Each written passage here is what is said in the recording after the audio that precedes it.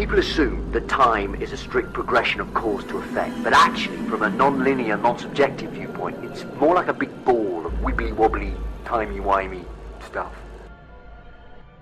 You're listening to Paranormal UK Radio. Hello, this is Paranormal UK Radio. I'm your host, Irene and Mark, and I'm here tonight with my co-host, Mark Johnson, and we're talking on the Paranormal UK Radio Network. Yes, your chatty co-host, I was just told. Sorry? Your chatty co-host, I was just told. Oh, chatty co-host. Oh, yeah, sure. Okay then, Mark. Hi, Mark. Hi, Irene. How are you? I'm all right, Mark. How's Gertie doing? Gertie's sleeping, I hope, in the kitchen. And the weather is absolutely glorious. Rain, rain, rain, rain. So, typical Welsh weather. Yeah, nothing's changed. Nothing's changed whatsoever. It's raining in Wales, folks. Do not think about coming over here for a holiday. Not at least until we get 1 week of summer, which should be somewhere in the end of May. So what happens with June and July and August, the height of summer? It rains. It rains. So why do you live there? Because it's nice and green, because it rains a lot. It's nice and green, and it's raining. Yeah. You know where hair curl up. Here you go. You know where it's not raining? Italy. Well, Italy. I know. I'm booking. I had to rub that in there. August, and a few weeks, or hopefully a few weeks. The old man's only saying one, but what he says and what I do is different, isn't it? That's true. So off to the south of Italy, the Isle of Capri, Amalfi, Ravello, all the usual fun spots. That's it, all the usual fun spots. I'm going to go one of these days. I want to sit down on one of the bars right there on the beach and just, I'll be at the bar all week. There we go, right there on the ocean. Yeah, well, I spend most of my time at the bars in the square, in the piazzas, either in Ravello or Amalfi, or Pontoni even. Pontoni, I'm always in Pontoni in the square drinking Prosecco at night time. You know what's sad is I was at my my nephew's triplets' first birthday party this weekend. Oh, yeah, they look so sweet. Oh, God, they're adorable children. But her parents were talking about they're getting ready to go on a trip to China and Taiwan.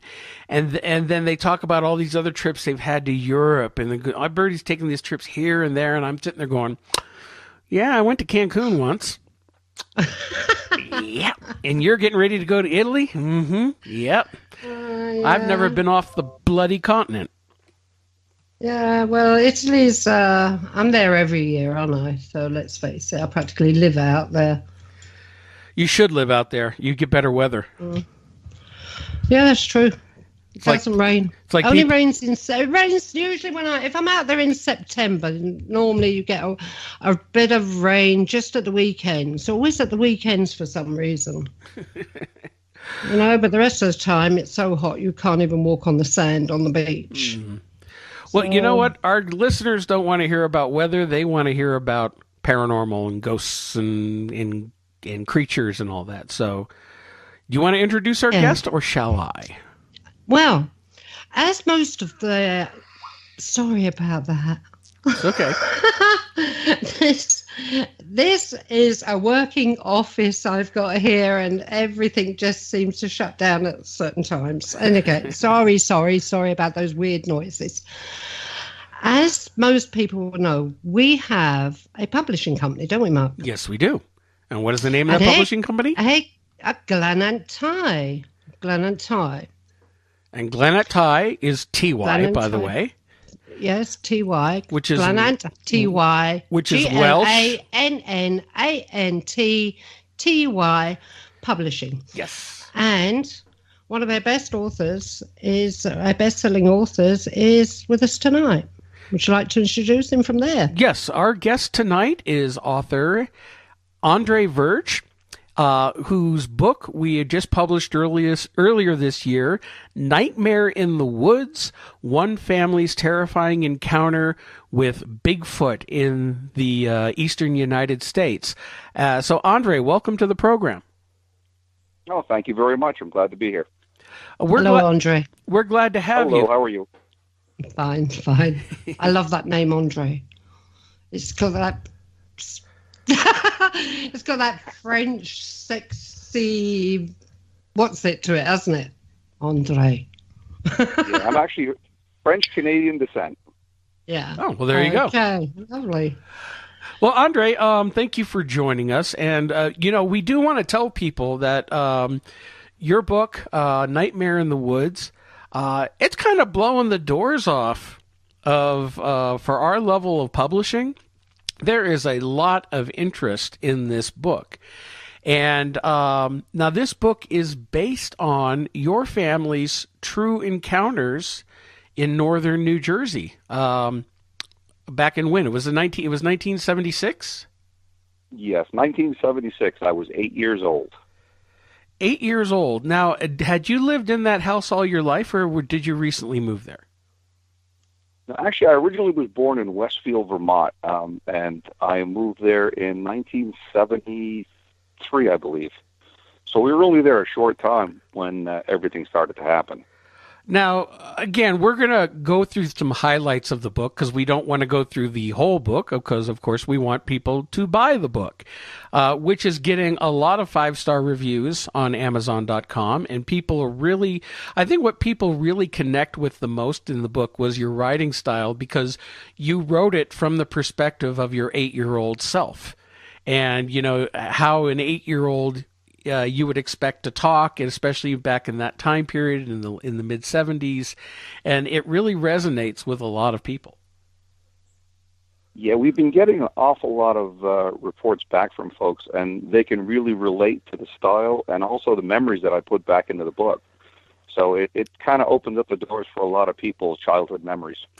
Well, I remember that time period being that, it was the bicentennial.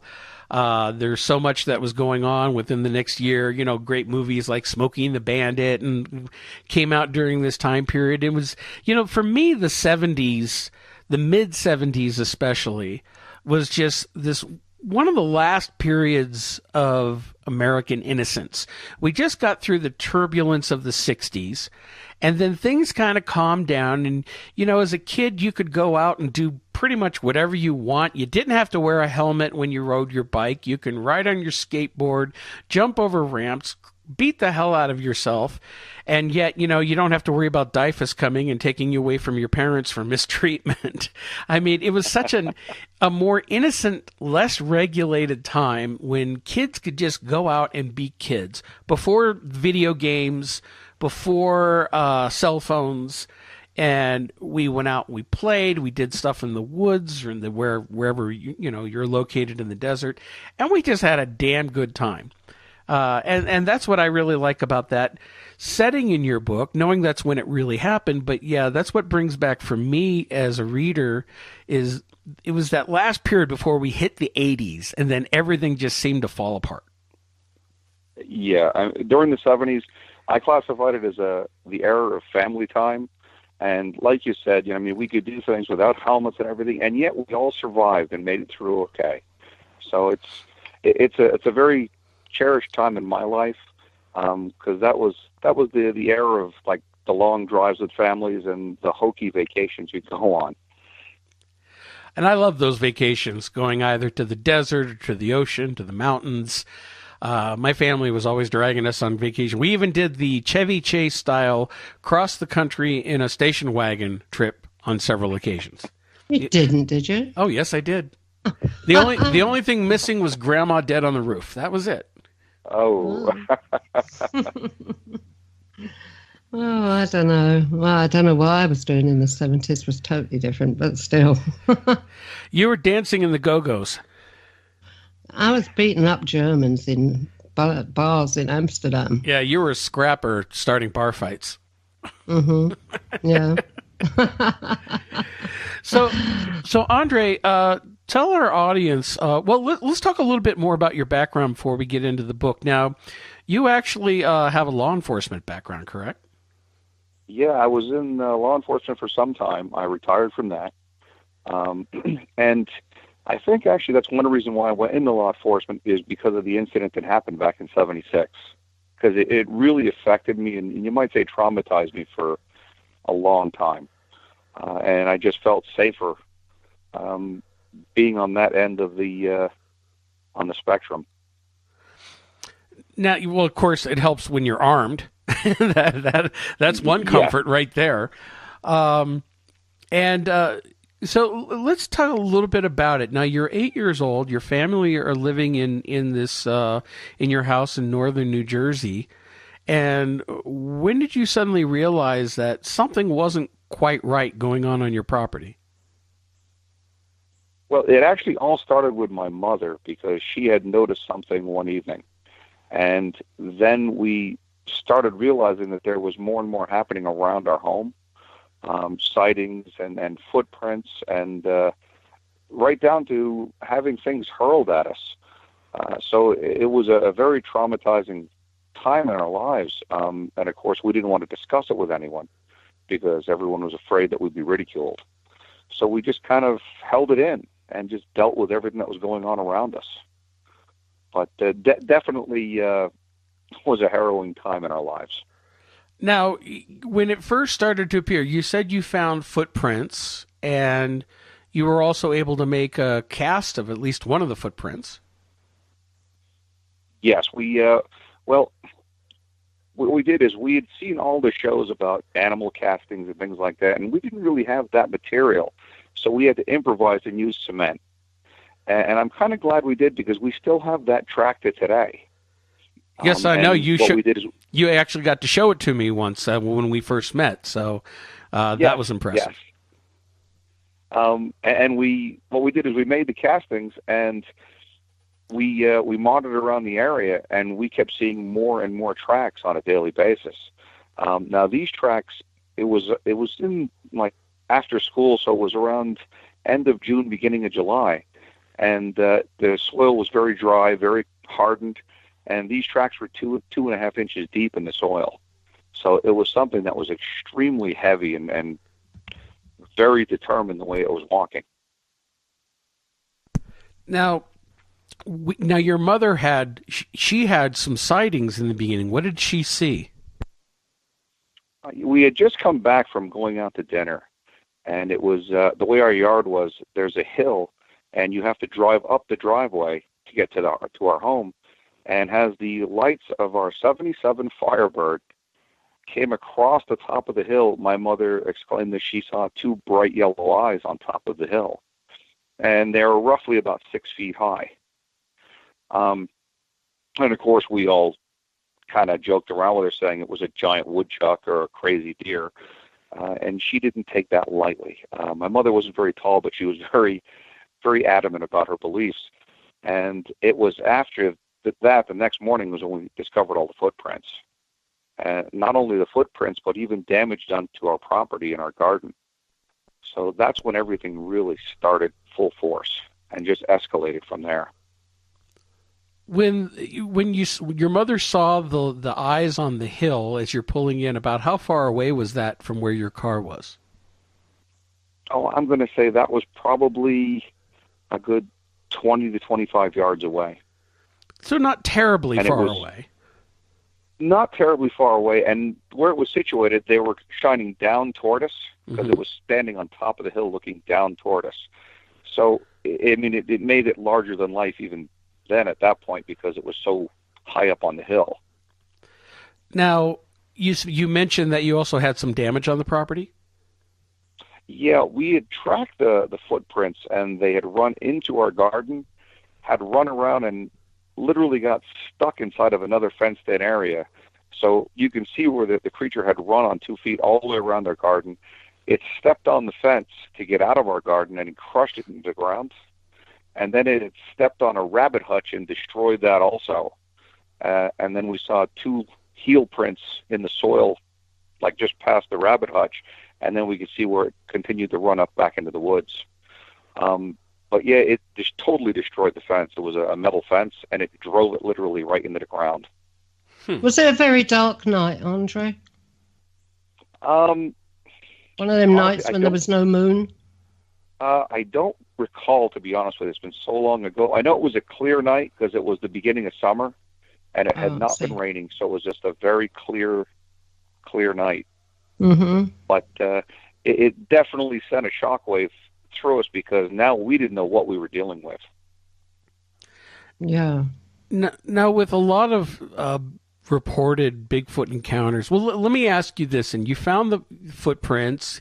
Your mother saw the eyes.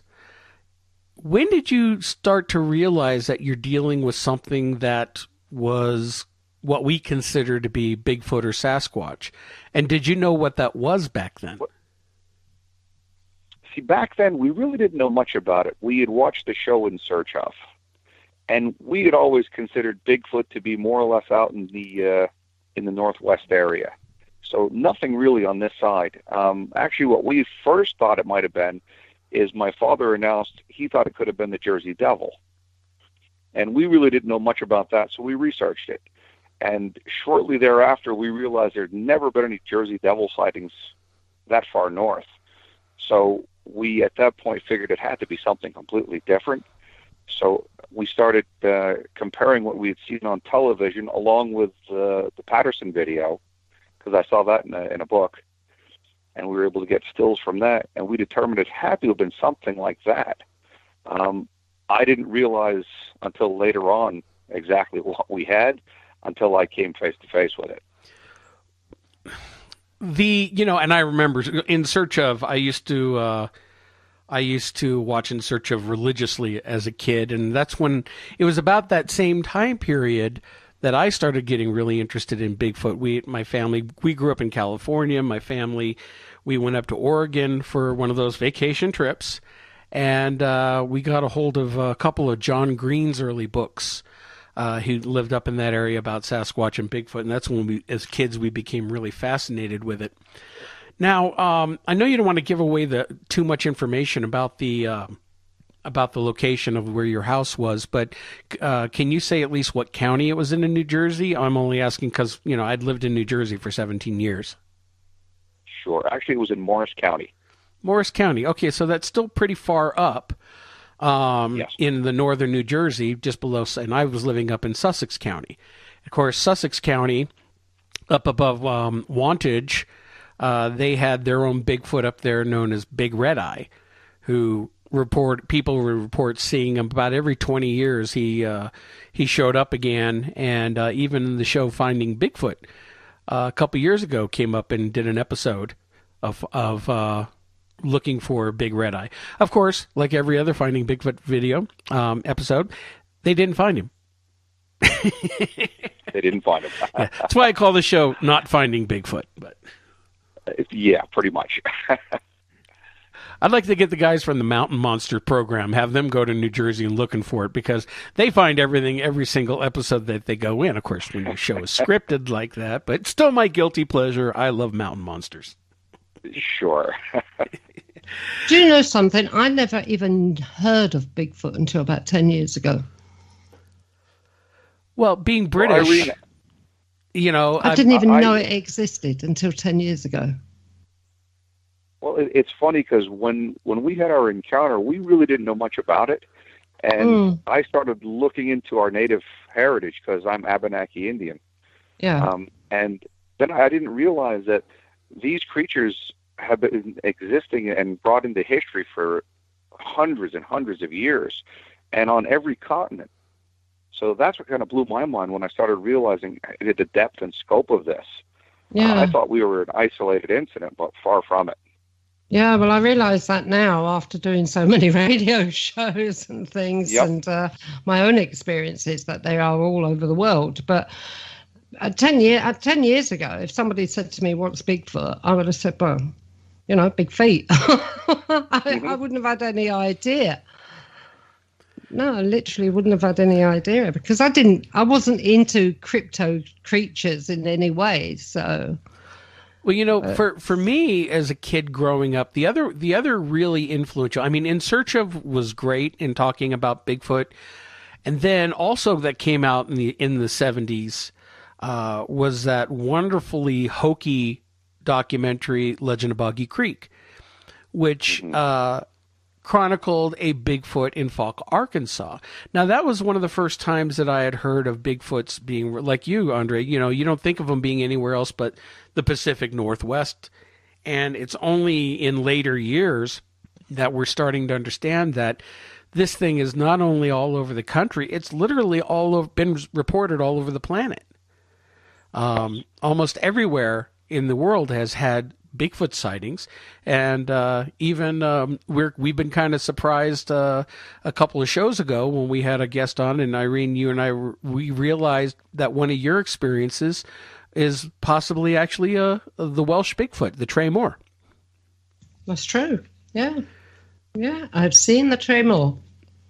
I'm almost certain I've seen the Trey Moore. You saw the outline of the Trey Moore. Yeah, I saw something. It was trying to be invisible. Twice. Not just once, but twice. But you also, every year, you also hear the calls coming out of the hills, too. Oh, yeah, that horrible noise, yeah. Well, this fall, remember, I'm sending you up into the mountains with a recorder all by yourself to go investigate it all by yourself. Yeah, you'll be lucky. Yeah. Now, Andre, with your family and where you're living and you're having these experiences, your mother saw the eyes, you've seen the tracks, something was causing disturbances, you got a footprint. Did you ever hear, and again, like they report this in a lot of different types of sightings, did you ever hear the sounds that a lot of people report in terms of howls or whoops or whistles or anything like that? Oh, yeah. Yeah, very much. I had heard the howls, but what made it worse than that is the smell. To this day, I cannot get the smell out of my nose or my memory. And like other people that go around trying to find Bigfoot, I try to avoid it. I really don't want to be part of it because it really bothers me. I was very much traumatized as a child. Is it a rancid smell? Excuse me? What would you compare? Is it rancid? Yeah, what would you compare the smell to? Yeah, it was a combination of, and not to be too graphic, but almost like decaying deer, fecal matter, and sulfur. Wow. It was absolutely horrendous. That is a pungent combination. Oh, it was vile. And again, the sounds, we would hear the sounds. I've heard grunts before. I've heard the howls. And it really, it's the cause of many nightmares in my childhood and even in my adulthood, because to this day, I have a hard time traversing in the woods without a sidearm. It affected me that much. Now, with hearing the howls and seeing the evidence there, did you ever come across a situation where you saw it or came across it face to face? Yes. When I was a child, I actually was 6 feet from it. That's when I realized what it was and exactly what we were dealing with. And that's the number one nightmare I have in my brain today. Another incident that happened that really traumatized me is it was roughly 2 feet standing behind me, and it was breathing on me. That was, I mean, I don't care what horror picture you'd ever see, that tops them all. When you were 6 feet from it and you saw it face to face, just describe for us exactly what you saw. It is extremely chimp-looking, except it has human qualities. The eyes were black because I saw it in darkness, of course. But it's very, how can I put it? It's extremely well developed, very, very muscular. It has absolutely no neck whatsoever. It looks like the head is fixed right into the shoulders, almost like it's hunching all the time. And just the absolute massiveness of this thing was incredible. I've likened it to say that the face resembles that of a combination of a chimp, with the definition of the nose and the mouth, a human with the eyes, and the roundness of almost an orangutan. And it was just like a reddish black.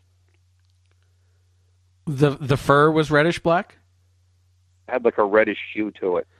Now keep in mind, it was the light reflecting on it from inside of our home, so I couldn't get a perfect look at it, but it had like a reddish tint to it when I first saw it. And I was done. What did you do? Did you run? Actually, I was inside. It was outside my window. Oh. And I literally froze. I couldn't do anything. And it kind of just acknowledged me. It just stared at me long enough to kind of like say, hey, I see you, you see me. We know where the line is. And then it just slowly stepped away. But it terrified me. Could you tell? Now, again, when you're 8 years old, you're not like 6 feet tall yourself yet, and so anything like that's bigger, it might be hard to judge. But could you get a gauge, thinking back in hindsight, how big this thing was, and tall, or maybe how much it weighed? Oh yeah. Actually, it was easy to do because we had a deck outside, and it was at the very top of the window. So I'm going to say it had to have been a minimum of at least 7 foot. And it was at the very top of the window looking down at me. And was it a thick body frame, like very thick, almost like barrel-chested, or was it skinnier? Oh, yeah. No, it took up the whole window. It took up the whole window. It was massive. And it was just hair. The definition was incredible as far as muscle structure. What about the time when it was 2 feet behind you? I assume you were outside of the house at that point. I was outside. We were actually looking for, it was a meteor shower. And we were all sitting on our deck in the evening. And all of a sudden, I heard breathing directly behind me through some vegetation. And that's when I realized this thing is that close to me. And I was able to get away from it. But at that point, we didn't realize how dangerous this could be because, again, we didn't know what kind of a creature this was. We didn't know if it was something that was a carnivore that was ready to attack us, or if it was just curious about us. We didn't know if there was any predatory issues involved. Not to mention the fact that this thing seemed awfully human. So we didn't know if it had the ability to think and reason. So it doubly scared us, especially since I'm originally from northern Vermont, and hunting and fishing is kind of like, that's our second nature. And I know that in nature, if you corner a wild animal or try to trap it in any way, shape, or form, it becomes dangerous. Right down to a squirrel can become dangerous. They'll attack you. We're talking something that's 7 feet tall, built like a monster, and possibly has the ability to think and reason like you do. That's the most dangerous creature in the world. Considering how dangerous a lot of people are, yes. If it's anything like humans, it could have the possibility of being nice or definitely do a lot of damage. Now you had those two encounters. Did anybody else in your family have a face-to-face encounter like that? I don't know. I know when I had my encounter, I suppressed it. I told no one, and I lived with it for 42 years. And I just tucked it away until finally I was convinced that I needed to write this down to get it out of my mind. I didn't realize how long I've been carrying this baggage. But I see a documentary, and I was done. What's your family's response to, now that you've written the book and you pretty much spilled the beans on everything? What has their response been? And has any of your family come back to you with more of their own stories? Well, it's funny you say that, because when I first started leading into possibly writing the book, I showed my family a copy of Boggy Creek. And I warned them ahead of time. I said, this is probably one of the scariest episodes you're ever going to see. And especially the spot where the hand comes in the window, I told them ahead of time, just be ready. It's probably going to give you nightmares. When my entire family started laughing, I realized I had a problem. That this was getting too much for me. So as I wrote the story and my family started hearing more about it, they started realizing what had happened in the past. And now it opened up the world to them. Not to mention that for some reason, I don't understand it, but these things seem to follow me everywhere I go. Until my family actually had 2 accounts on their own. So now they're wholeheartedly standing behind me in support. We have a whole new appreciation for the wilderness because now we're pretty much on watch when we go outside, just in case.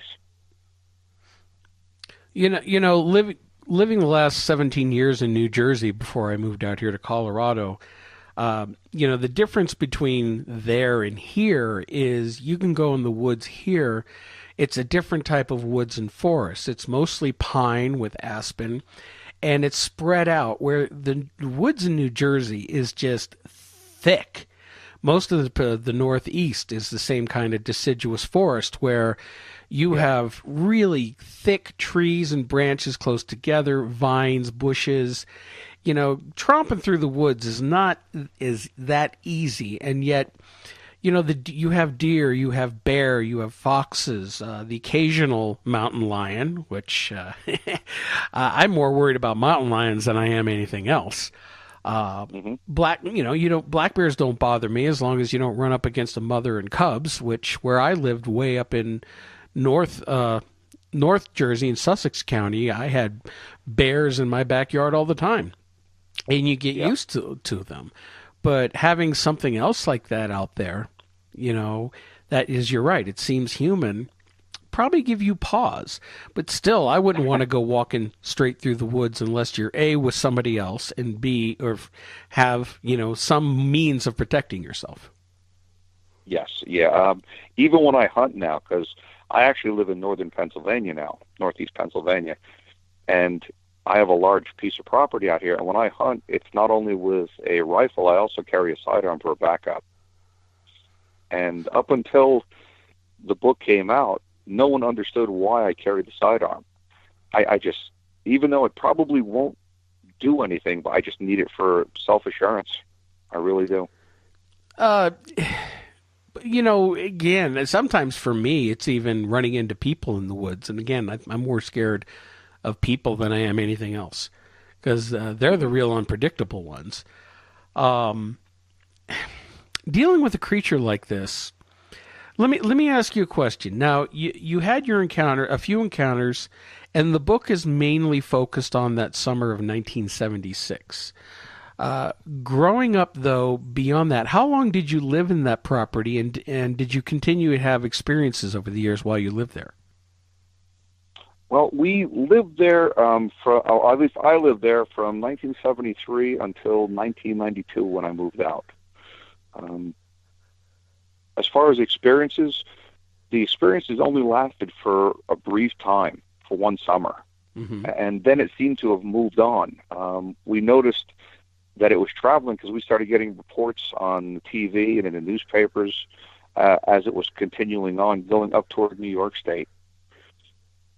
Well, and it wasn't until I'm sorry, go ahead. No, finish. I was going to say, it wasn't until I wrote the book that I realized how many other people had encounters in the area, and everyone was closed-mouthed. They didn't want to be ridiculed. But now it's just like a tidal wave, flood of emotions that keep coming out at me. Everywhere I go, people are discussing it with me. What I was just going to mention, what's interesting is we mentioned before Big Red Eye. Well, Big Red Eye, as the locals call him, usually is heard from almost every 20 years. It's cyclical. And so based on what you're telling me, makes me think that these things move in a pattern from area to area over time, and they might spend one summer in one area and then they move on. And as you said, they moved up into New York State. The last time Big Red Eye was seen was in, I think, 99. There was a whole summer of 99 where up in Wantage and Sussex, New Jersey, that there were howls, there were supposedly some sightings in town, just a lot of different activity was happening. So possibly these things are migrating in a certain pattern. Well, it's kind of unique because I've noticed in every encounter I've had, it's usually in close proximity to either power lines or the gas lines, because it's a natural highway cut right through the forest, and it's a great place for game to congregate. And it seems like these things are traveling up and down these routes. Behind my home in Morris County, that's where it was. It was a power lines behind our home in the woods, and that's where we started seeing the majority of the sightings. I went on a camping trip in Pennsylvania, and again, power lines are close by, when our camper was picked up and rocked back and forth and slammed back down on the ground. Yikes! So, oh yeah, we've had some horrendous encounters, and that was with my wife and my kids in the camper along with me. So really, we have a lifetime of trying to avoid this stuff, and it just doesn't seem to leave me alone. It's following me everywhere I go. Can I ask a question, Andre? Sure. When you were a kid, did you ever sit outside with your family, your father, or anything, star watching, and see anything unusual in the sky? Because a lot of reports come in that whenever these things are about, it's usually in a vicinity where there's a lot of high UFO activity. I don't recall seeing anything. A lot of times when we were outside, because in the summertime growing up, we would live outside on our deck. Yeah. The minute school was out, we were having Monopoly games and things of that nature. But the only time we ever really were star watching is we were looking for meteors, because we were watching the meteorite showers. And there was so much activity in the sky, I would not have been able to tell, to be honest with you. Oh, I see. Okay. Now, interesting. The other experiences you had, did you have, besides those two that you mentioned, did you have any other close encounters with one or more of these creatures? And how many did you think you were dealing with? Oh, there's more than one. There's definitely more than one. As a matter of fact, the incident in 1976 actually encompassed two of them. There was a smaller one and a much larger one, so I'm guessing it was like an adult and a child. The footprints we got were definitely of a juvenile, because we found another footprint in our garden that was almost 18 inches long. Wow. That's interesting, Irene, because your first encounter was with a big one and a smaller one. Oh, my first encounter was a smaller one. Yeah, but there were which I think 2 years later was the same one come back but bigger. I thought, correct me if I'm wrong. I thought there was one that stood further down the garden. Yeah, yeah, there were two. The smaller one that came up close. So possibly it was a juvenile curious about you. Yeah, and I still feel that juvenile 2 years later was the bigger one that came to me.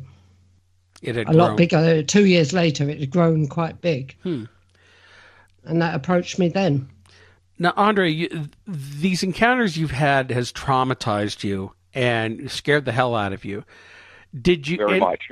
Did anything ever happen that really made you feel like you were in physical danger? I mean, yeah, I know you come across a big scary monster standing there, or it's breathing down your neck. Did it ever do anything aggressive towards you, like it was going to hurt you? Yeah.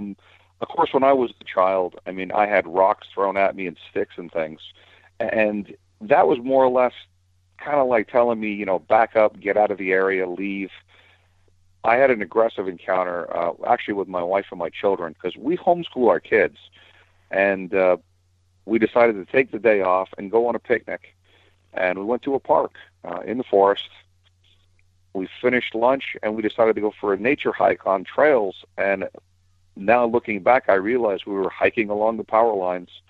And as we were hiking, we came in contact with one of these creatures where it started slamming branches, and it was doing the tree knocks, everything, and then the howls. And it was aggressive because we were watching entire bushes slamming back and forth.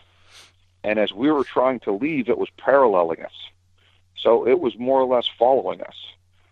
If it wasn't for a utility truck coming down and putting itself between us and the creature, I don't know what might have happened. But it was interesting enough because when the utility truck came through, the guy could see we were visibly shaken, and he wanted to know if everything was all right. and I told him that there is something very strange down below the hill, and it seems to be coming toward us. And he looked at me and he said, okay, yeah, we have had some reports, and he drove down that way. So at that point, it was our opportunity to get out of the area. And we got out as fast as possible.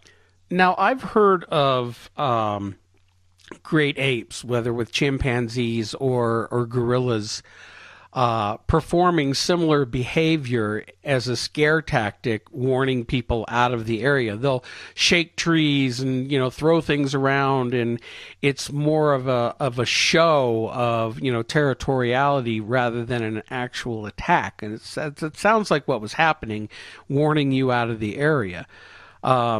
Again, the truck showed up, and so that helped you get out of there, so you don't know what would have happened otherwise. Although I have rarely heard of any credible reports of a Bigfoot seriously attacking somebody. Well, I know if it was trying to get us out of the area, it worked. It got my attention. Yeah. I had no choice but to get out of there at that point.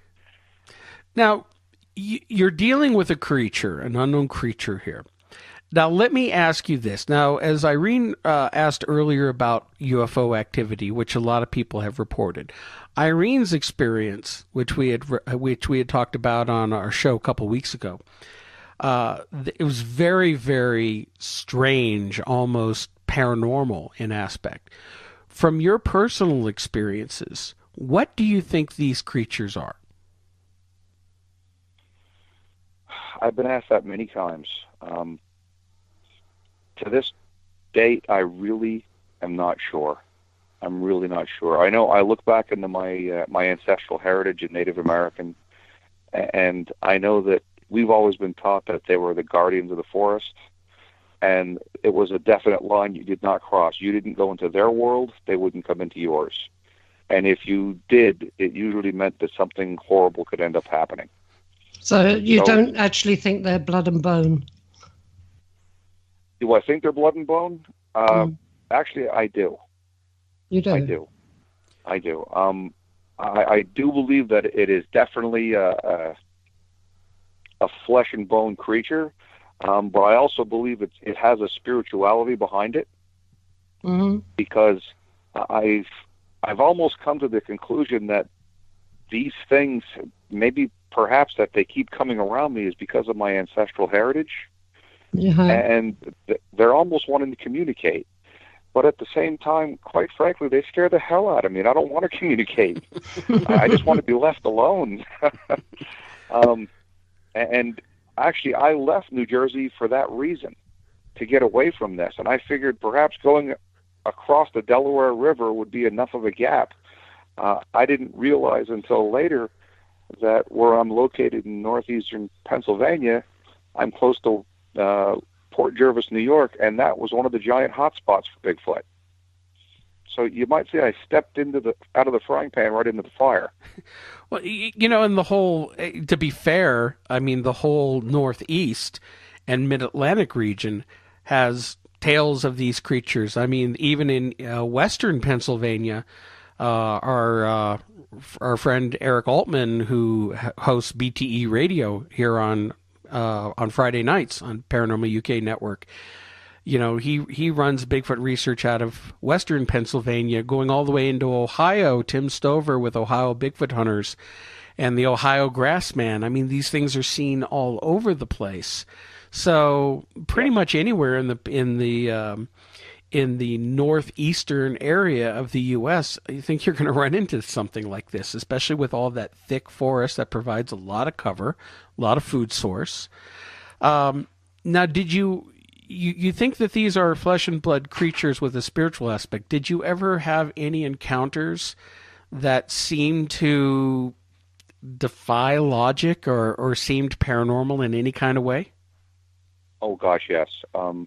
My family, we live on 43 acres in Pennsylvania, and we're right on a lake. And my family, my girls especially, they love to put game cameras out.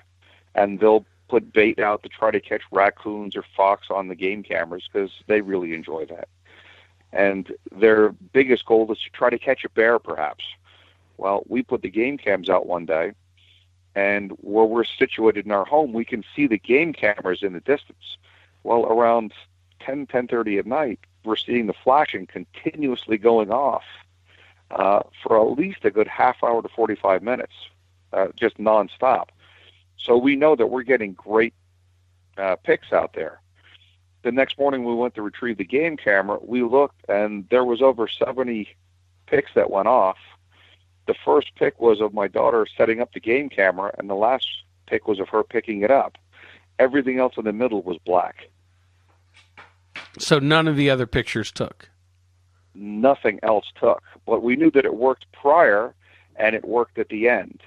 But we saw that their pictures were taken, but every single frame was totally black.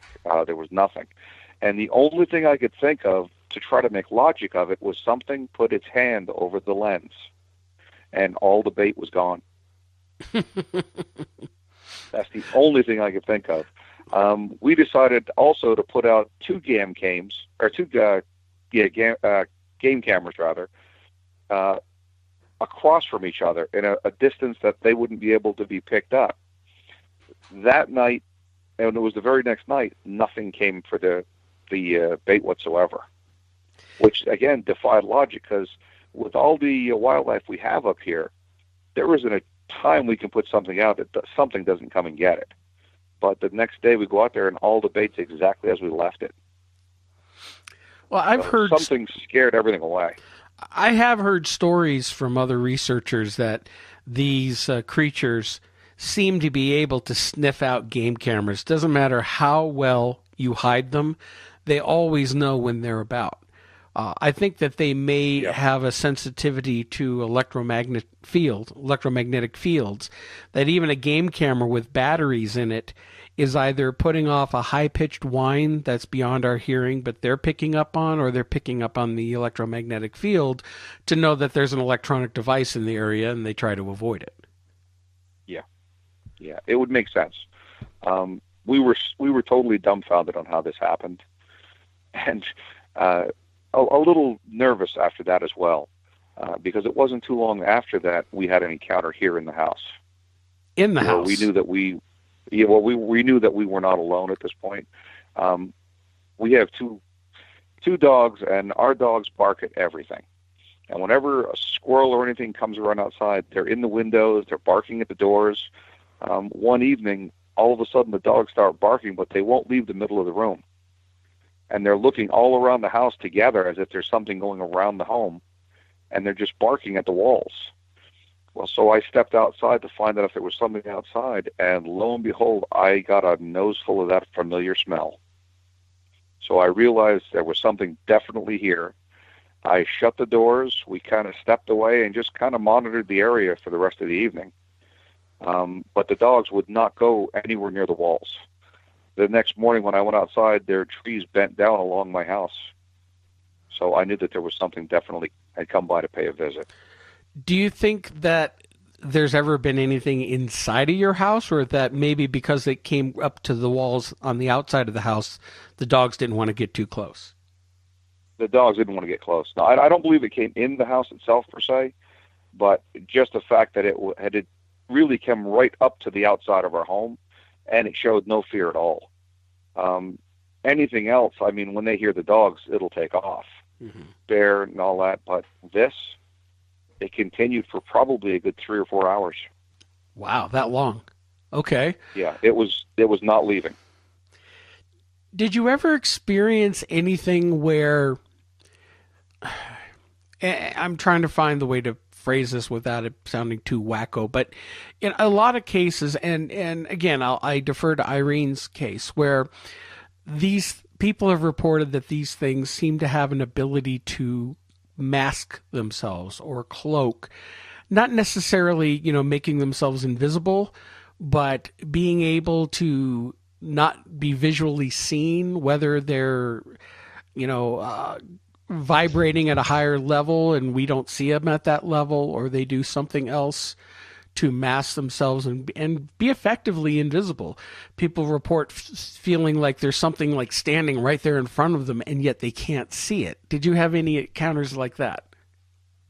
Not per se. I mean, I've been in the woods before, and all of a sudden I'll have an overwhelming feeling that I'm definitely not alone. And especially where I am here in these forests, there could be a bear walking within 25 feet of you. You might not see it. So there's a lot of cover, and especially if something doesn't want to be seen, it won't be. I firmly believe that.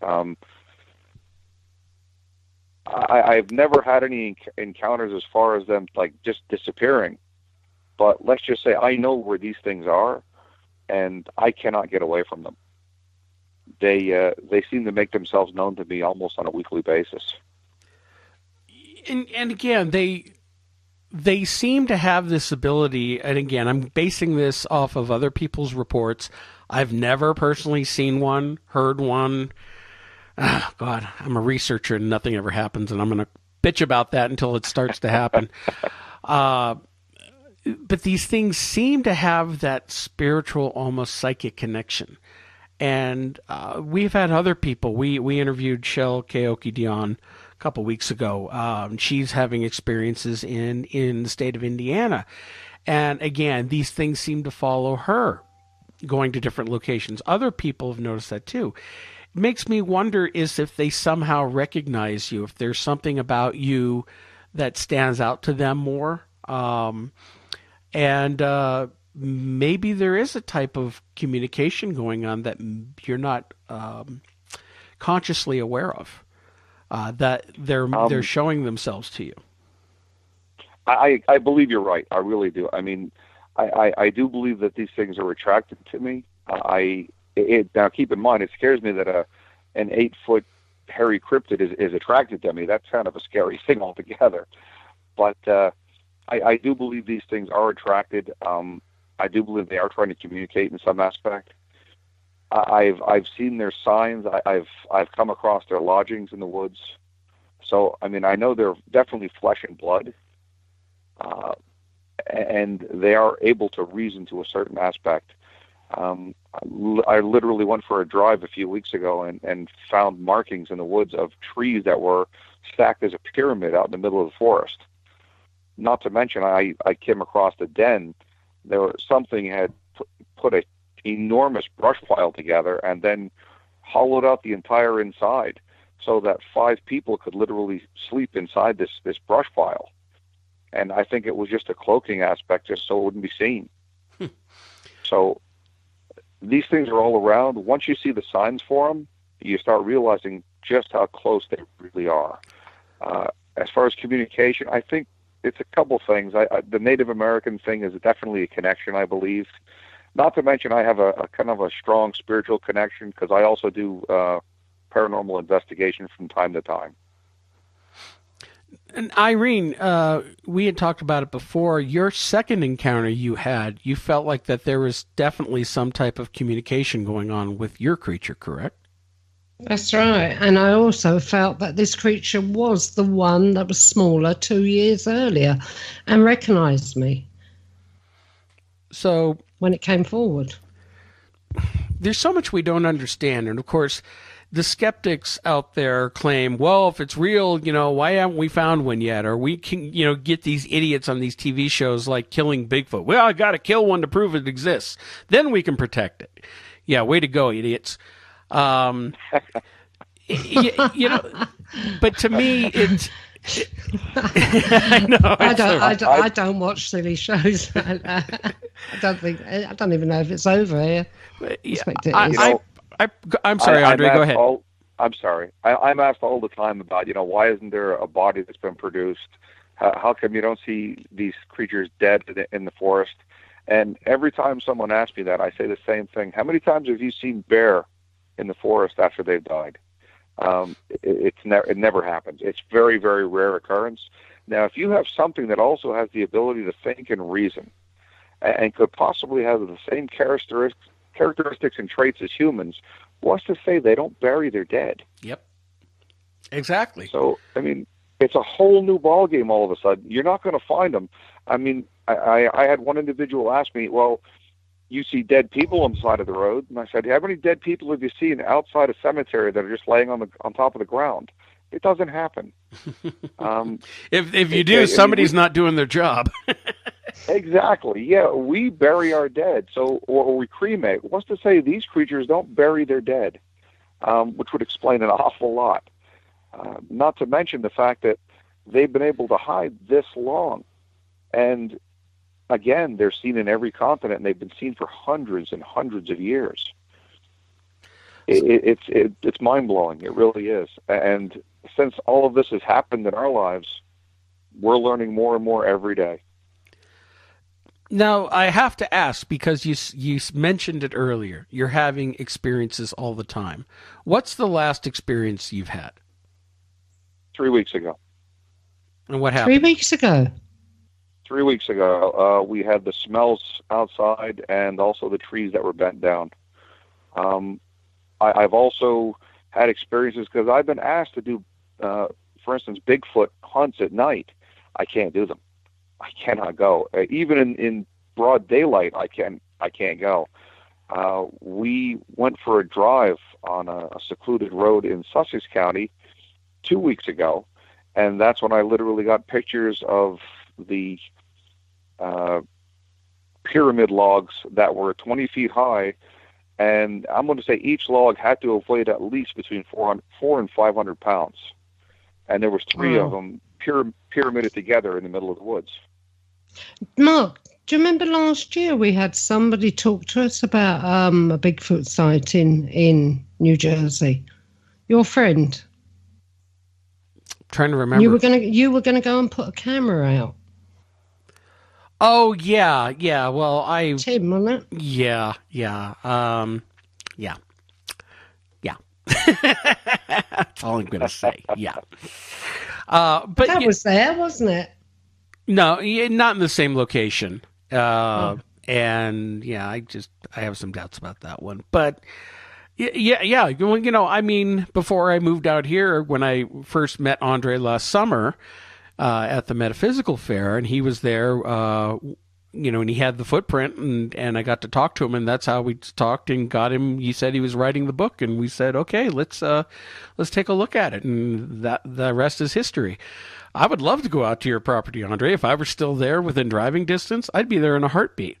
And, those types of things don't scare me per se. I'm sure if I was out there and I came across one, I'd, be crapping my pants. But at the same time, I'm one of these idiots who goes running towards things like this because I just have this overwhelming, insatiable curiosity to learn. I think that these things are definitely not just animals. I think there's a lot more going on to them, and they're part of a realm of not only intelligent creatures, but just things that are just a little bit beyond our current understanding of reality. But they are still very much integrated into our reality. Yes. People always ask me, as far as, why are they around us? And I come up with the same answer every time. They're not around us, we're around them. We're encroaching on their grounds. And I think it's a matter of time before a full-blown encounter where something is going to end up happening. I hate to say it, and I don't want to sound like it's in a negative connotation, but enough's going to be enough after a while, and something, I think, dangerous will eventually happen. Well, something else from your book, and I want to bring this up real quick because I've heard about this in other encounters. Now, you and your family actually contacted the authorities. Yes. And something really odd happened with that. Yeah, we contacted the local police department, and the next day they sent out a car along with a Suburban. And they informed us we had to stay in the house. They were going to conduct an investigation, go around outside, and collect evidence. So they took tracks. They took a section of our fence away.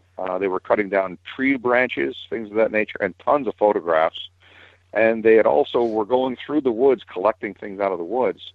When they were finished, they came back with a large, it was almost like an edger for doing paved driveways, and they stamped out all the footprints. So there was nothing left. So they destroyed evidence. They collected They it destroyed everything. and then destroyed it. Yeah. Yeah, they collected everything that they could and then destroyed everything else that was left. And they gave us a business card and informed us, if you would give us a call in 3 business days, we'll have answers for our investigation. So we waited for 4 days. We waited an extra day. And when we contacted the number, it didn't exist. We happened to have friends in the police force, so when we contacted them, they came right out and said, we don't know what you're talking about. No one's ever been to your property. And it was mind-blowing. And that's when we realized that we're alone. We couldn't count on anybody to help us in this situation. And that's when my father kind of changed, you might say. He took matters into his own hands and reverted back to the Vermont style, which is more or less, you come on my property, I'm going to get you off my property. Mm-hmm. So he kind of reverted to nothing's going to happen to his wife and family. And we were pretty much waiting. We had guns at the ready. Every room in the house had some type of a firearm and a flashlight waiting to go. But thank goodness it didn't come to that. It finally left on its own accord. But I think if my family knew of the encounter I had face to face, it would have ended differently. I couldn't speak to anybody about it. I just, for lack of a better word, clammed up and hoped it would all end. And then eventually it did. Sorry, Mark. Go ahead. I've heard of this before, where people had phoned the authorities, and somebody's turned up, took everything away, and then when they actually get back in touch with that authority, they've got no record of the telephone call or anything. Yeah. There was no record of anything. Everything had been whitewashed away. Yeah. Yeah, so if it happens to me again, I'll be straight onto the Welsh police, and if it's not a Welsh policeman that comes out here, I'll know that I'm being treated the same way. But how do you know with fake ID, you trust the authorities to show up. And again, remember, this is the mid-'70s. This is 1976. A much more innocent time, and let's face it, the conspiracy theories that we have today and distrust of authority was nowhere like it was back then. Everybody was trusting. You called the police. You trusted them to come out and help you. You trust the government to come out and help you, not realizing that they may have alternate agendas. Yeah. I mean, coming from a law enforcement background, I would be the first to say to everybody, don't distrust, your local police. If you need help, definitely call them. But in the situation that we had, it was just totally washed away, as if it never happened. The only good thing we had as far as evidence is the fact that we did a casting ourselves and took it away before the authorities got there. Otherwise, they had no idea that we had a footprint, and we've kept it all these years. Which is wise. Now let me ask you this. Obviously, by calling the authorities and this other agency, whichever they were, Black Ops, military, we don't know, came in, and it puts you on the map. It puts you on their radar. You have something going on in your property. After that point they came and you realized that it wasn't real, did you ever have any issues moving forward with feeling like you were being watched or interfered with by these people? Not so much. Again, it's been a long time, and I was very young. But for the most part, when the whole incident started to subside, we kind of tried to put our lives back together, because it was a horrible time in our lives. I can vividly remember being so afraid, being outside with my mother, and my brother and my father had gone off to work because we had a landscaping business. And my mother and I were close to the wood's edge, and that's when rocks started being hurled at us. And I know it's a horrible thought to make, but all I kept thinking of is how dominance, male dominance in primates could possibly take over, and they'd abduct my mother. And that scared the devil out of me. At that point, I became like I had to be the protector of the family when my father was not there. And for an 8-year-old kid, that's a horrible burden to have. Did you ever feel, or did you ever attempt to communicate and lay down some ground rules. Like, sometimes, if we're do a paranormal investigation, and at the end of it, before I come home, I speak out loud, say, okay, you're not allowed to follow me home. You can't come with me. You can't appear to me. You can't do anything to scare me. Did you ever at any time That's try... what he says. I say bug off. Yeah, she says naff off. But, did you ever say anything out loud, like talking to the woods to hope they hear you, just saying, hey, leave us alone, don't do this, don't do that? Or as a kid, I mean, not even as a kid, I mean, even nowadays, you're obviously having encounters around your own property. Do you ever attempt to do that level of communication to try to lay some ground rules so that everybody can live relatively peacefully together?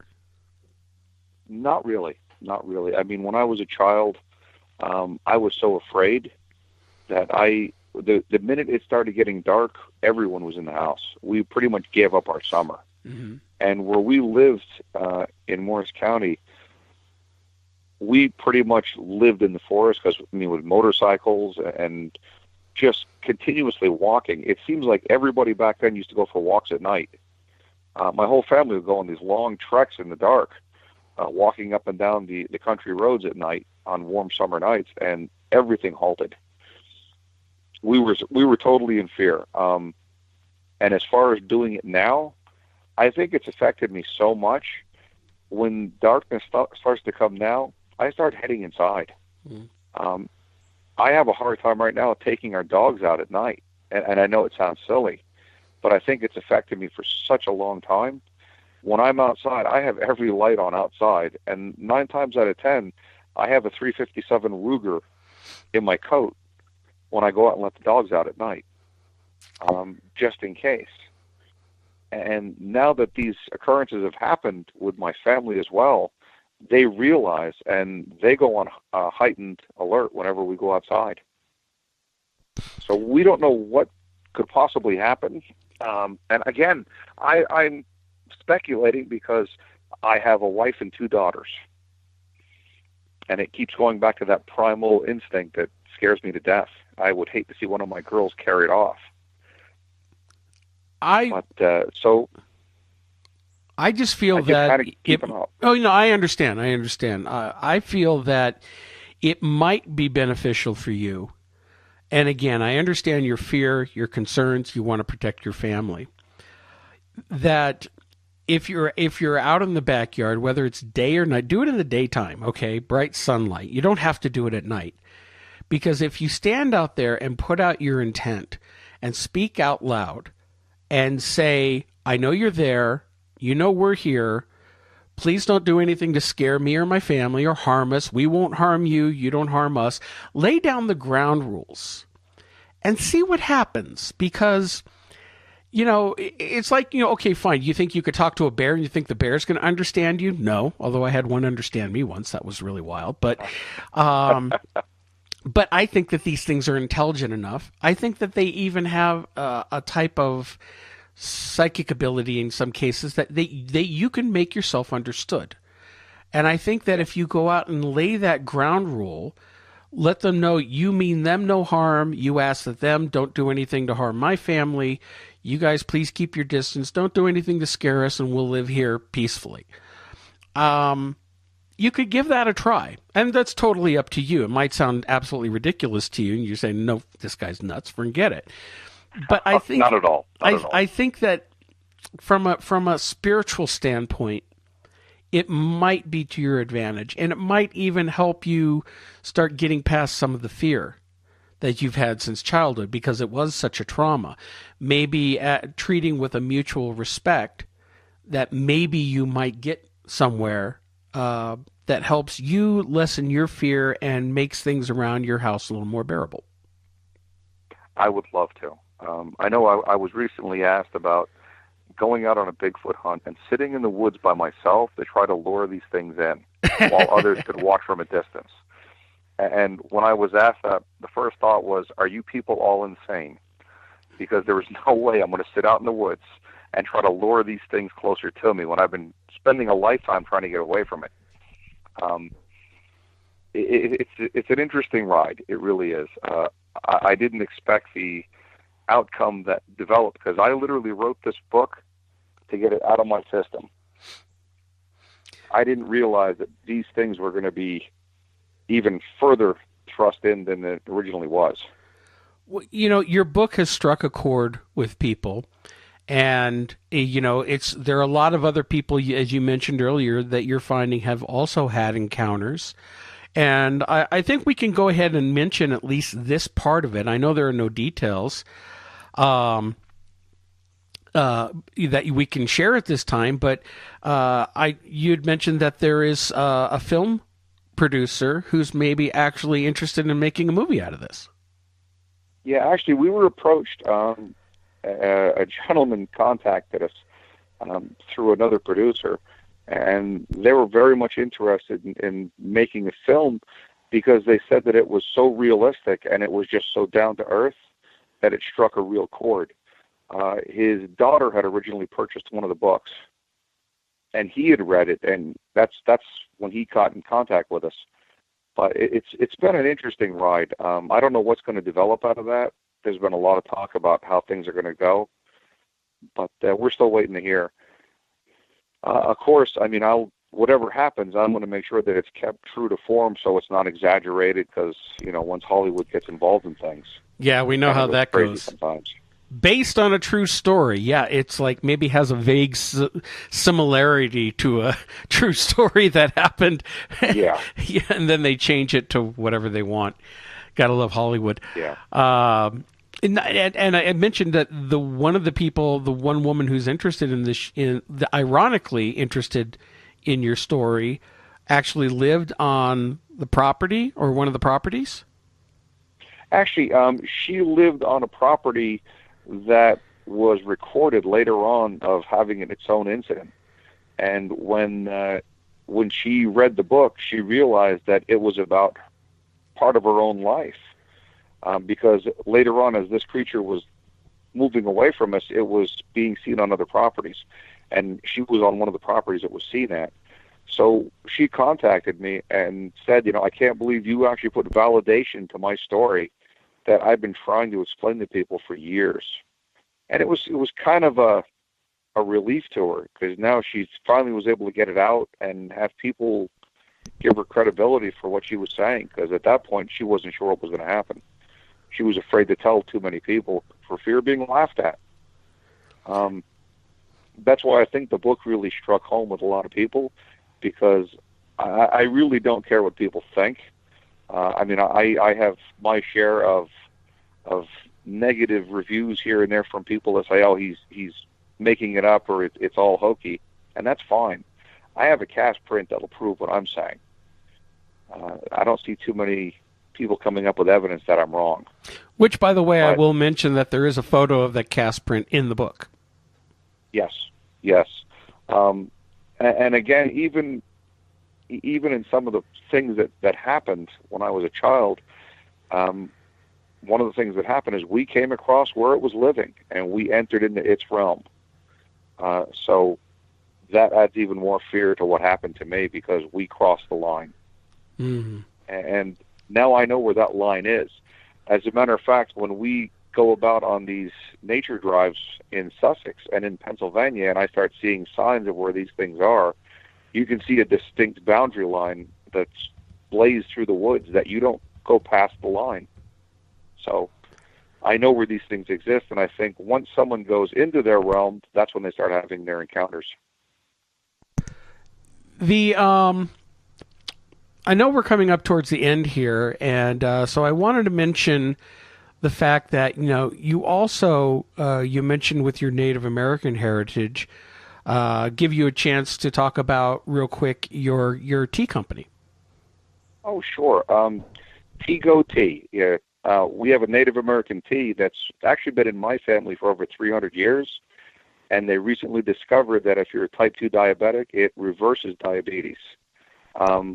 We've got about a 95% success rate, and just about everybody that's drinking our tea is pretty much off of all conventional medication and insulin. That's fantastic. And it's been really turning heads, Mark. It really has. Of course, it does have some side effects, which aren't too bad because it increases blood circulation and oxygenation. And we have been told it's also a natural form of Viagra, but that's another story. I haven't told my son that yet. You haven't? Okay. No, not that bit. Not that bit. Okay. Wait for his wife to come and thank you. I was going to leave it and see if it happened. And he came to me about it. Yeah. We've been. I'm sorry. Go ahead. No, Mark. go ahead, Andre. We've been really having some really fortunate circumstances with it because we've only been in business for a little over a year, and in a year's time we've completely blown the market apart with it. So if anybody's interested, it's www.tegotea.com. Definitely check us out because our goal is to pretty much eliminate diabetes. And I can assure you, I've bought some as well. So yeah. I believe in it. I definitely believe in it, and I'm desperately hoping that it's going to help my son, who has diabetes 1. So yeah, we've always been told, and it actually stemmed from my grandmother, that for every disease on earth, the cure or remedy is here if you just want to look for it. But most people are just lazy and they don't want to. So we decided to go back to our heritage, which is a lot better than a pill. Well, it's not that definitely. they're lazy. It's just that the pharmaceutical companies are not interested in creating cures. They're interested in creating more customers. That's why they never. We have cures for all this stuff, all these natural medicines that have been found and suppressed because if you cure, you can't make money if you cure somebody. You want them to keep them coming back. That was the crazy thing when we first started working with the tea company. Because, like I said, I'm the founder of the company, and it's 100% family and native owned. But when we started working with it, we were told that we should be selling the tea for an exorbitant amount of money for the properties that it has. So we came up with the fact that most people just can't afford a lot of money nowadays. So our goal was to help more people than to worry about getting rich. So we're selling it for $33 a week, which, in accordance to what the pharmaceuticals are putting out with their pills, is just mere scratch. It's just a drop in the bucket for what they can get. And I think it's kind of tended to get them upset with us. But we don't care. We're just going to keep pushing and try to heal the world. Yeah. And I take my hat off to you, and I think I wish more people out there would have the same ideals and principles rather than just want to be out and make a buck. And keep your eye on these bastards because don't think that they won't try to shut you down at some point because they can't have that kind of competition. You can't cure people. So it's funny, Mark, because they tried to shut us down already once, but being that we're a Native American company, our rights supersede a lot of the rights of the U.S. government right now. So things are really going full force for us. It's been a pretty cool ride. Fantastic. Between that and the book, it's been an amazing year. Well, I'll tell you right now that I know I speak for Irene too. She and I are both. This is why we created Granite Tide to begin with, is to help people like you get your stories told and published who wouldn't normally have that opportunity to get a book out there. And while these books may not wind up on New York Times bestseller lists, they're hitting the right people and the right market. Yes. And it's allowing you to tell your story and in your way without somebody else coming along saying, no, you need to change this. You need to make more of this. We got to hit that demographic here. We don't do that kind of thing. So, we're really happy that we met you and we're able to help you in that capacity. So speaking of which, I think we'll go ahead and wrap this up in the interview, this part of the interview. So the book is Nightmare in the Woods by, it's listed as A.H. Verge on the cover. If you look for it on Amazon, it's also available on the Granite Tie website store at granitetie.com. You can get it in softcover and Kindle format. Ebook formats. It's also on iBooks and Barnes and Noble's website as well. So go get a copy today. It's really a good book, and we think you'll enjoy it. Okay, and the website for the tea company once more? www.tego, Tego.com. Okay, and anybody that needs that tea, get out there and buy some, because I've got every faith in it's going to work for my Billy. Well, Andre, thank you so much for coming on the show. It's been wonderful having you. Thank you very much. It was wonderful for me as well. Okay. Thank you. Okay. All right. And thank you for everything you've done for me, Andre. Oh, it's my pleasure, Irene. I know it. I know it's going to work. I know it. Well, that was really, really a good interview with Andre. His story is really fascinating. Yeah, I enjoyed it. Yeah. And I've learned something from it as well. So...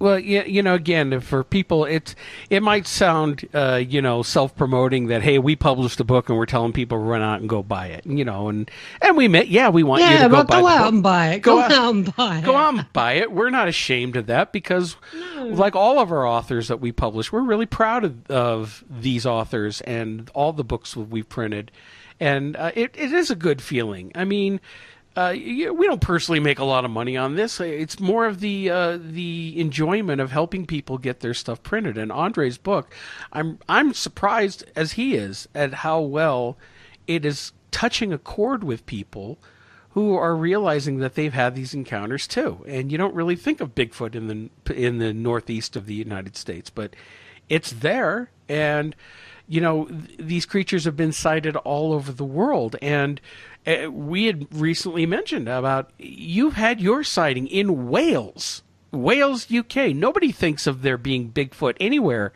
in the UK, let alone in Wales. And yet... Yeah, but... yeah, go on. Well, I was just going to say, for those listeners who may not have heard the other show, why don't we go ahead and recap a little bit about what you experienced? Okay, and then we'll tell them exactly what we found out today. We found out more information, yes. So, yeah, go ahead. Yes. So how long ago was that first encounter? Oh, the first encounter, I hadn't lived in this house that long. I've been here now 10 years. So I suppose it was about 7 years ago. 8 years. No, the first encounter was about 9 years ago. And what was happening was... I'm not sure. I can't quite remember. I think it was late summer, yeah. And I was letting the dogs out into the garden to have their last wee of the night before going to bed. And they went off down the garden, as they always do. They go running out straight off of the patio wall, over the patio wall, and down to the bottom of the garden where the trees are. And I'm standing there, and... it was a nice night. It was a nice night, Mark. It wasn't cold or anything like that. It was quite clear. And I'm standing there looking over the garden, over to the fields and the hill over the back. And there's a farm over there as well. So I was just looking at the view sort of thing, standing out there in the dark, looking at the view, when all of a sudden I was aware of a movement coming towards me. And as this thing approached, now I've always been frightened of aliens. I've always had this fear that, I don't want to meet an alien. So anyway, I'm out there this night and this thing started to come towards me, and I could see the outline of it, like not quite like Predator in the film, but similar to that. That's the only way I can explain it. And it came to and stood about 2 to 3 foot in front of me, right? And further on behind it, there was a larger one that was standing back. And I felt that defense thing straight away, do you understand what I mean? You go into defense mode, don't you? So there I was, and I stuck my hand up, my palm of my hand up in the air towards it, and I said those glorious words which I would normally say if I was feel like I was being threatened. Do you know what those words were? Come on, tell me. Bug off. Okay, spelt with an F. Bug off. This thing started to actually move backwards, but it didn't turn around. It started to move backwards away from me. And then eventually, when it got to about 4 or 5 foot away from me, it just vanished. It just disappeared. That was the end of it. And I come in the house all excited that I'd seen an alien and I'd seen it off, if you understand what I mean. You there? Yes, I'm here. I had myself on mute. So, yeah, you saying along the lines of piss off. I agree. Yeah. And I come indoors and I'm all excited and I'm punching the air. I've seen an alien. I told an alien to naff off. Da, da, da, da. And I'm dancing around the house all excited. And then it hit me. I'd just seen a blasted alien, And anyway, I composed myself. That was the end of that. I didn't think any more of it until a couple of years later, about 2 years later. I was again letting the dogs out. Same thing. Out for their last wee of the night, and this thing came towards me, but now it was much, much bigger, and it came towards me and it stood there about 2 foot in front of me, and I didn't feel any fear whatsoever. I didn't feel like I had to defend myself. I felt quite serene. I just stood there facing this thing as it was near me. Now, the security lights on the patio had gone off. They'd switched off because the dogs were no longer in the beam of the lights. Okay? Mm-hmm. And they were still at the bottom of the garden. And I stood there for what seemed like, more than likely, was only a few minutes, but to me seemed like absolute ages with this thing in front of me. And I did not feel any fear whatsoever. And it was the same thing. It was like the outline. It was big, it was stocky. You could tell that it had some sort of arms that reached down maybe to this, what's that part of your leg? The bottom part of your leg under your knee. I can't remember what it's called now. And where was I? Oh, yeah. And it was very, very stocky, and it didn't seem to have any neck whatsoever. It was just like Andre said, its head just stuck into its shoulders sort of thing. Very, very broad, very, very big outline of a thing. Anyway, so I'm standing there watching it and everything, and feeling absolutely no fear from it. Sorry about that. My computer just told me it's time to go to bed. Tell your computer like you told the Bigfoot to piss off. Anyway, I'm standing there watching it and everything. The lights were off on the patio because the dogs were out of the beam. And, I've messed up. When the dogs first went down the garden, right, obviously the lights, when they went out of the beam, the lights went off. I was standing there waiting for the dogs to come back, and the beam came on before I saw this thing approach me for the second time. That's when I saw it approach me for the second time. It broke the beam. Interesting. Of the lights. Anyway, so now it was right up near me, up on the other side of the house, because I've got to explain, this house has 2 back doors. So I was at the far back door at this particular point, out of the beam. So the beam went off behind it, but I could still see it because it was a very moonlight night, and I could still see the outline of it because also behind me was the boot room where you put your galoshes, I think you call them over there, Wellington boots and things here, and the light was on in there and shining. I was standing in the doorway, so it was lit up behind me. So there I was with this thing for about, I don't know.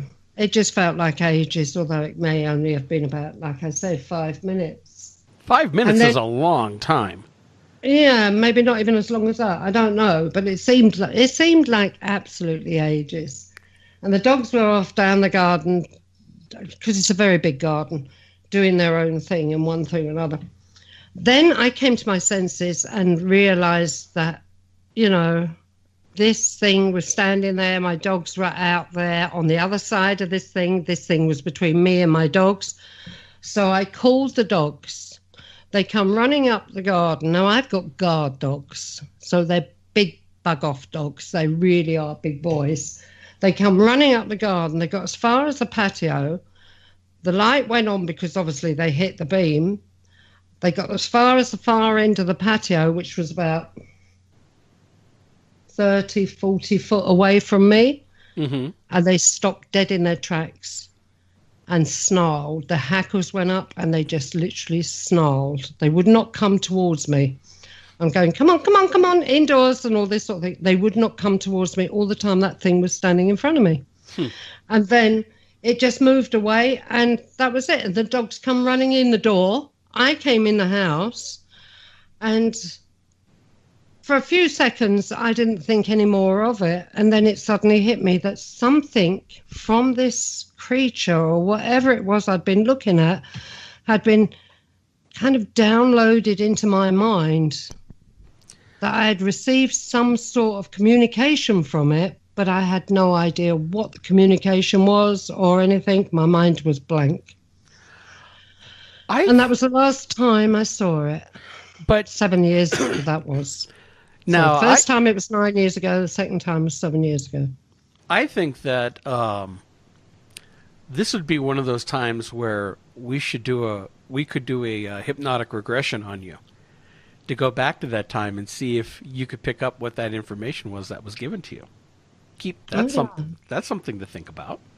Yeah, it is, isn't it?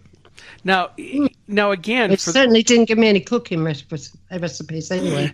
It was probably giving you communication to tell you to get down and start cleaning up the dog crap in the bottom of the garden so it wouldn't step on it, you know. No, seriously, it did. There was something. It was like ESP. There was something that went between me and this, whatever it was. Anyway, there we go. So my story was talked about for a little while. But as we learned, there was more to it that you didn't put two and two together, and that's what happens every fall. I always thought it was an alien. I always thought it was some sort of alien. Right, for years I thought it was an alien until we were talking to Shell, one of our guests on the show there a couple of weeks ago. And then it hit me, oh no, a bit before that, you'd said to me a couple of times, well, it does sound like Bigfoot. The description sounds like Bigfoot. But then she said something about the vibration of these things, that we vibrate on a certain level, they vibrate on a higher level. And that's where the distortion is in what you're actually seeing, or something like that. Maybe it was cloaked, maybe it was the vibration. And it suddenly hit me then that if I'd taken a pot of black paint and filled in the middle of this outline, I would have had Bigfoot. Because of the shoulders, the head sitting on the shoulders, no neck, and the length of the arms? Yeah. Well, yeah.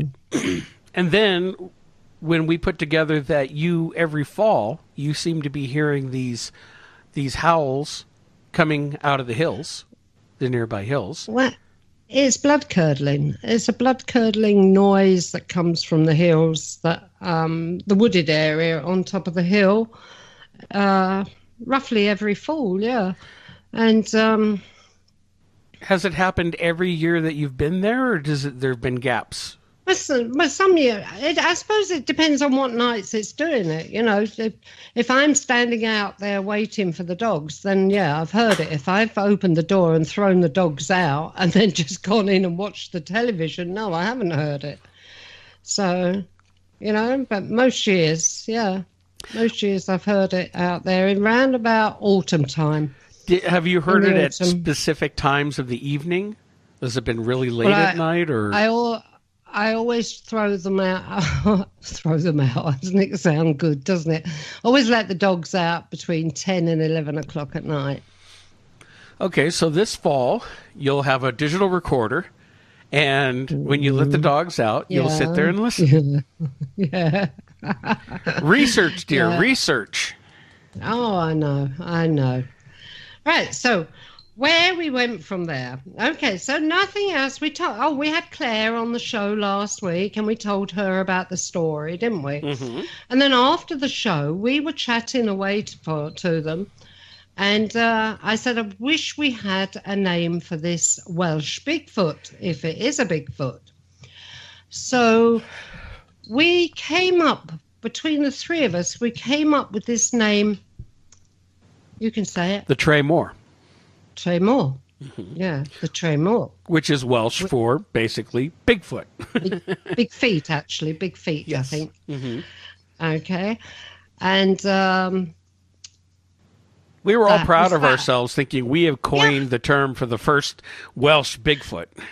Yeah, we were. We really were. We've got to copyright that name. Yes, okay. We were really pleased, weren't we, with ourselves, because we did think we'd coined the name until today. And this is to go to show you, when we're wrong about something, we'll admit it. And yes. And in this case, it's not only the fact that we were wrong, it's because we came up with this name, and yet it's identical to what we found today that's going back to the 1950s and probably earlier. Earlier. What was the article that you found today? Well, Claire sent me an article, and this has been going on in the Snowdonia region since the 15th century. There's been sightings of a creature called the Trey Moore. And they called it the same name as we thought we'd coined. We thought we made it up. Yeah. Yeah, 15th century. And then they actually printed up a stamp in 1928 to commemorate the footsteps or the footprints that were found up on the mountain of this we'll call it Bigfoot instead of keep calling it the Trey Moore. Yeah, of the Trey Moore. So, and it also says that in the north of Wales, the Snowdonia region and things like that, that these things were more hairy. But in the southeast of Wales, where I live, right, I'm from the south. I live in the southeast of Wales. They're less hairy. So some areas are more hairier than others. Yeah. I know a lot of Americans like that, depending on where you go in the country. Some are hairier than others. Yeah. Yeah, so the actual story of the Trey Moore, or the Welsh Bigfoot, goes way back. And but this, I think the last sighting or the last thing on it was 1928 when they printed up this stamp. So I more than likely could be the most recent person that's witnessed it. Well, that's the thing, is the British Isles are not known for Bigfoot activity. I mean, you think of, like, in Ireland, you have the fairy lore, okay? The fairy lore, leprechauns, little people, little sightings. And occasionally there's the talk of the different kind of dog creatures that have been seen throughout the UK. But, you don't think there's any Bigfoots in the UK. Well, now in our, not only your experiences, but in the research we've been doing since, we're coming across that the British Cryptozoological Society have been keeping records on this for over 100 years, and that these tales have been going back to the 1500s. And not just in Wales, there's also the Scotland has a Bigfoot too, don't they? Willywoos. The Willywoos? Willywoos. Trey Moore is a much manlier sounding name.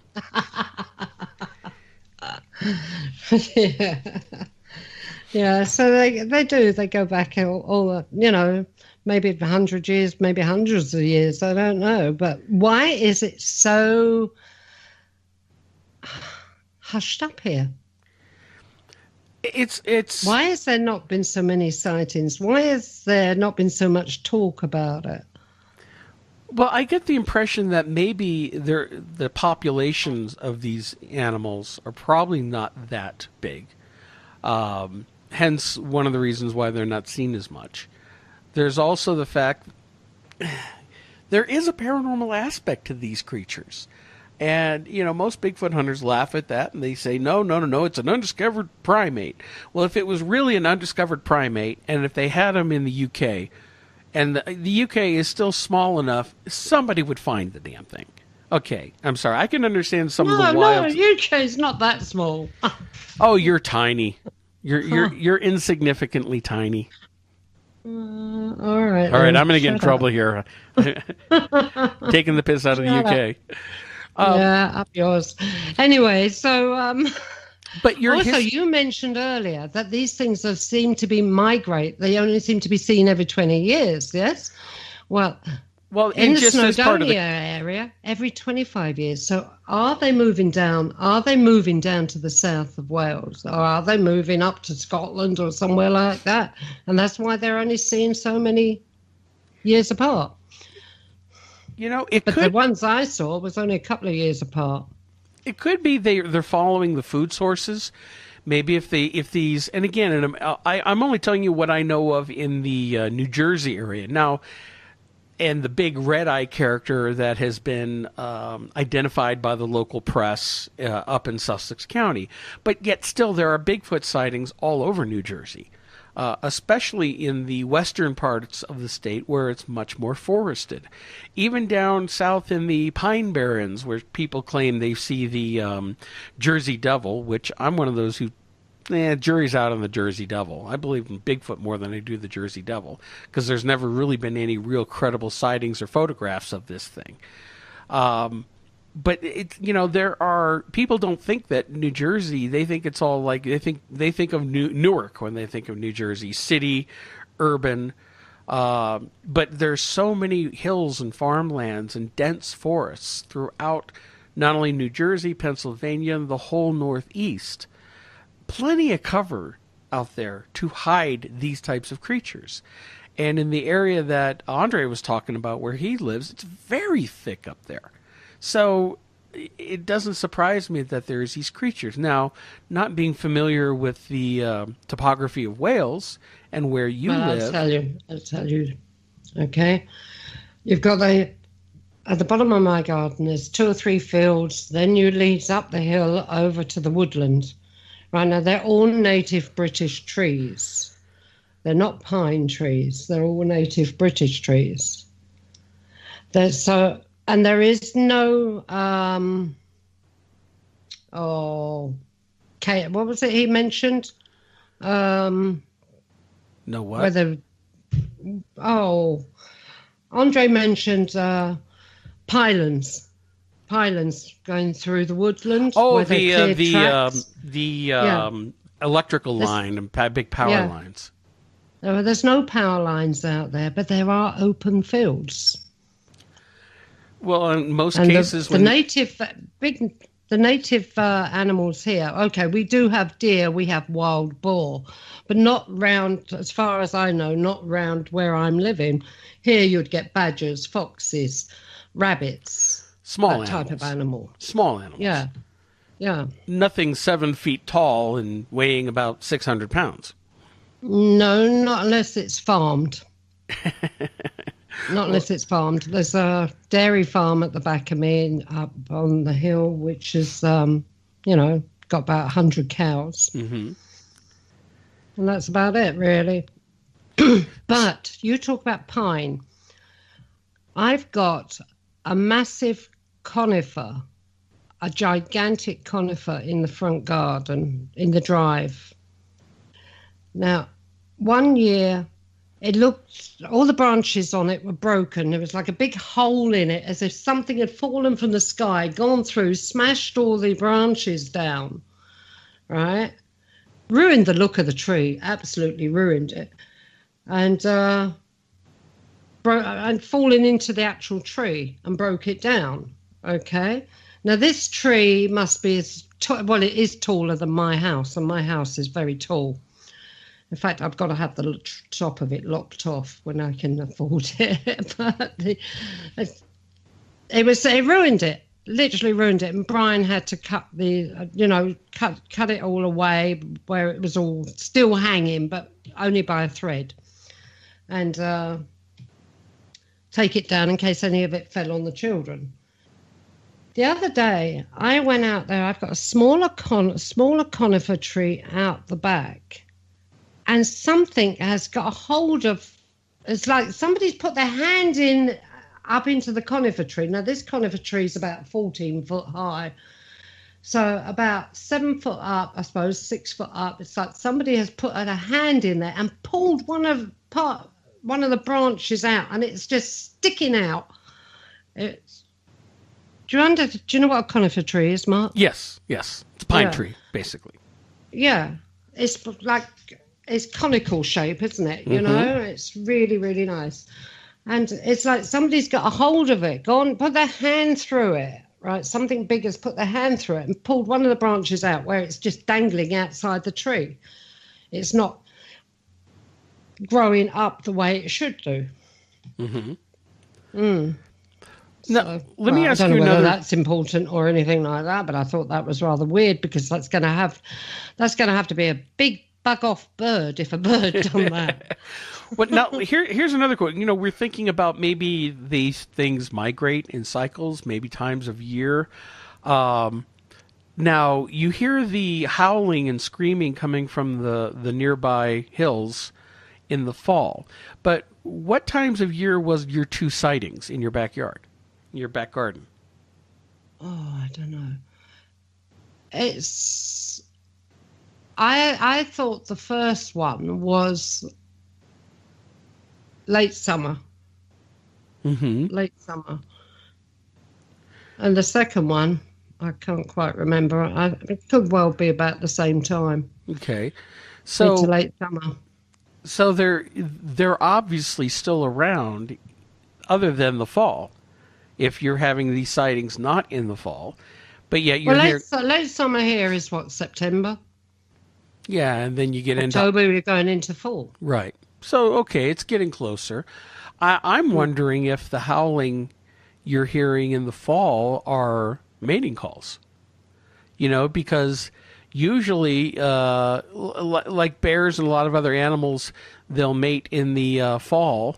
And like bears, they'll mate in the fall. And then during the winter when they're hibernating, that's when they give birth to their young.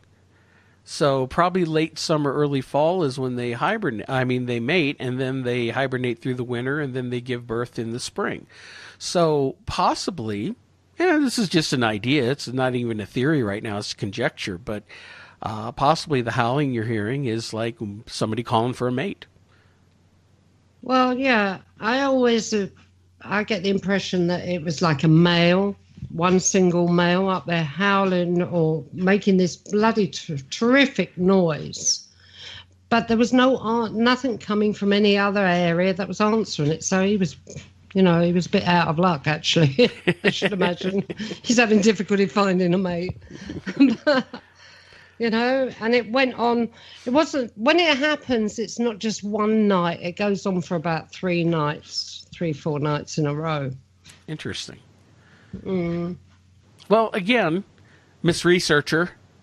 And I always thought, it's wild peacocks or something stupid like that, you know? But when I listened to wild peacocks calling on...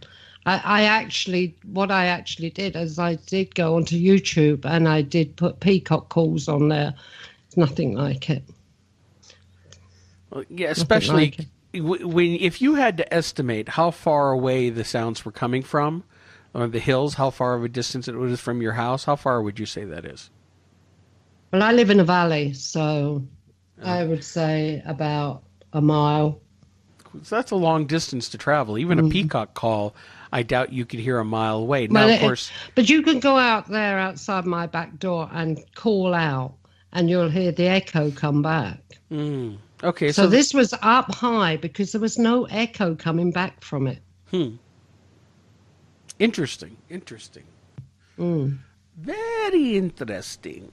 Well, you know what? We're going to have to keep, like you said, your dogs, while we were doing the interview with Andre, your dogs were were acting strange about the back door that goes to the back garden. You could go out. Tell you what, That's we'll dangerous. wait here right now, and you go out the back door, and you shout at us if you see anything. Do you realise it's pelting down with rain out there? So you have an umbrella? Yeah, but you don't have to do your hair every day, do you? Well, Well, there's me sitting here in my PJs, and you want me to go out there in the rain?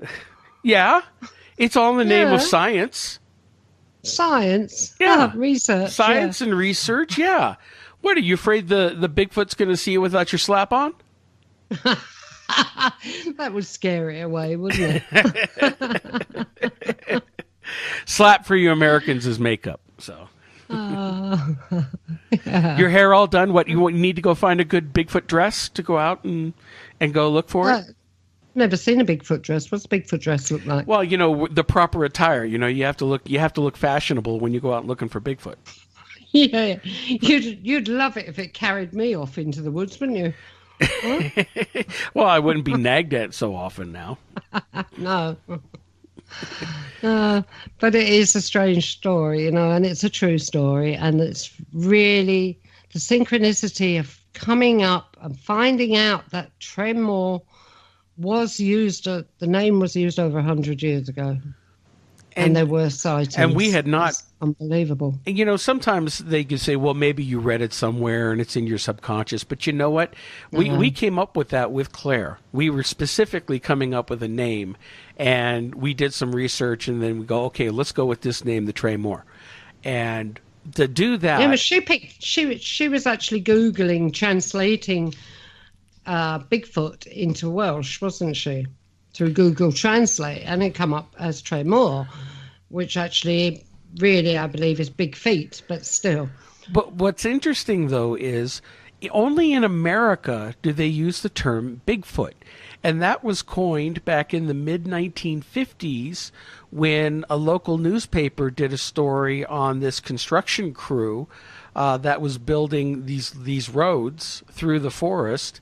And every morning when they'd come back in, they'd find these big footprints around all of their equipment. Like something had come in and walked around. They were big human footprints. So but that was in 1950s? Yeah, but this is what I'm getting at. It was in the 1950s that the press coined the term Bigfoot. Because of this, it started with this one construction crew, and they got in the paper, and they even took some casts, and they called it Bigfoot.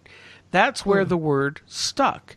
Now, in the Tremor, which is a Welsh translation of Bigfoot, not hairy man, not wild man, Bigfoot.